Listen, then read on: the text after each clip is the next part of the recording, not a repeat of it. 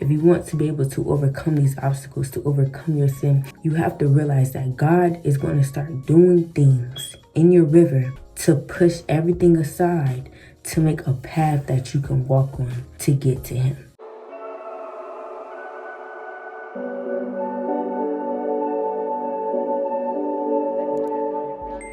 Okay, y'all, so it's nighttime. I'm about to actually get ready to wind down and go to sleep.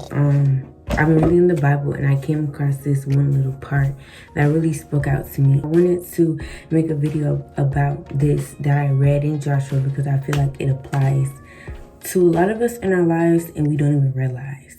If you go down to Joshua chapter 4, verse 23 through 24, and it says, "For the Lord your God dried up the river right before your eyes, and he kept it dry until you were all across, just as he did at the Red Sea, when he dried it up until we had all crossed over. He did this so all the nations of the earth might know that the Lord's hand is powerful, so you might fear the Lord your God forever."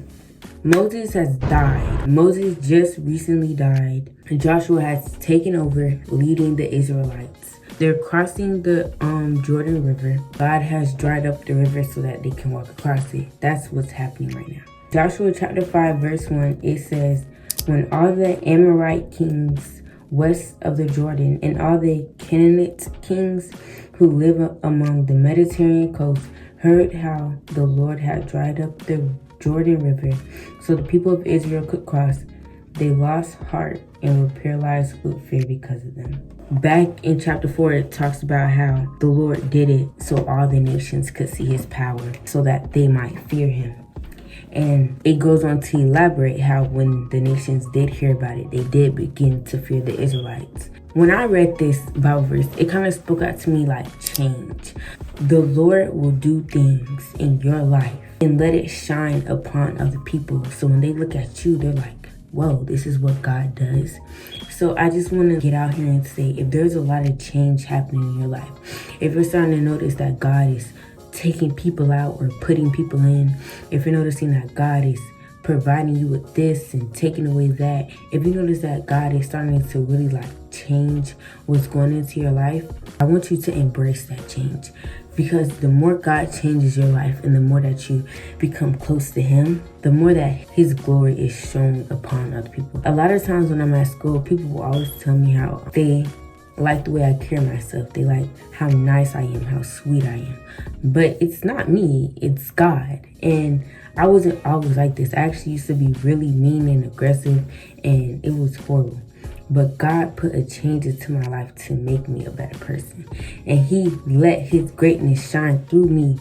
So when other people look at me, they're seeing the greatness of God and they don't even know it. If there's a lot of change going on in your life, God is putting a change on you. He's going to use you to show his glory. And I feel like that's such a beautiful thing. God is using you, the creator of all things. He could use anything in the world, yet he's going to use you. He's going to use how he changed you, how he turned your life around, how he made you a better person. He's going to use you, yes, you, to show how good God is. There's change going on in your life. Yes, it's change going on in a lot of our lives, whether it be for the good or for the bad. But if you realize that you've been walking with Christ and you've been following as best as you can, and you start to notice that things are changing in your life, specifically for the better. If you start to notice that the way you act is changing, the way you do things is changing for the better. And people are like, wow, when did you start doing this? I thought you was like this, so why are you doing this? Like, people are confused about how you're changing for the better. I just want you to understand that God is using you to show his glory. So I want you to embrace this change. Just how Saul used to kill all these Christians, and then God changed him, and then ever since he got changed, people call him Paul. And then Paul, he's a really good apostle. He preaches and all that.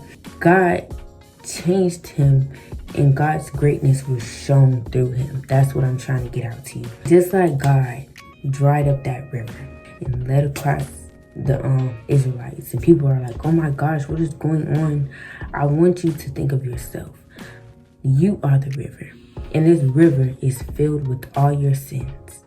And God, somebody just commented on my video. Okay, sorry, but You're the river, and this river is filled with all your mistakes, your sins, and everything just bad. And God, he's taking you and he's drying this river and leaving a path. Mind you, he didn't dry the entire river. He didn't dry the whole river. He dried up a path that they could walk on. So what I want you to understand is, if you want to get through your river of sin, if you want to get through your river of trials and tribulations, mind you, you're always going to have trials and tribulations.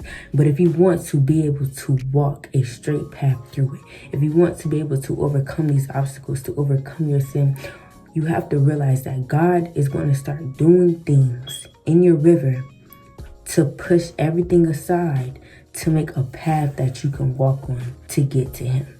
Because God is not pushing you away.